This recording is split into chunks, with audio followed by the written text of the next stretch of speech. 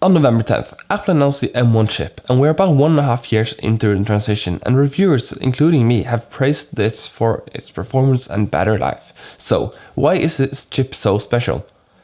Let's find out. Apple promised a lot when announcing the M1 Max. While many were skeptical, others believed them. But as it turned out, Apple pretty much delivered on what they promised. There are many reasons why this transition has gone so smoothly.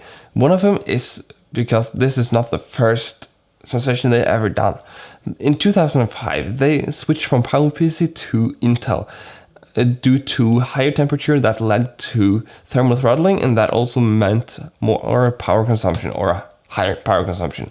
So this is the same reason that why Apple is switching over to their own silicon to reduce the power consumption and as well make Macs that they otherwise wouldn't be able to do with Intel chips. Apple have made their own silicon since 2011 with the A4 chip in the iPhone 4. So all Apple had to do was to scale up the SoC from an iPhone chip to a chip worthy being inside a Mac. Or the M1 is basically the same silicon that would have been a theoretical A14X. So the M1 isn't out of the ordinary compared to what Apple already have done. Then Apple continued to scale up the M1 with the same cores, just with more of them. That resulted in the M1 Pro, Max and Ultra. Because these chips use the ARM architecture and have the CPU, GPU, RAM, encoders and decoders, neural engines and so on the chip, that means it takes less power to compute and calculate compared to Intel. This does not only give the new Apple Silicon Max better performance, but also way better battery life. These chips are so efficient that in some cases they can run Intel-made apps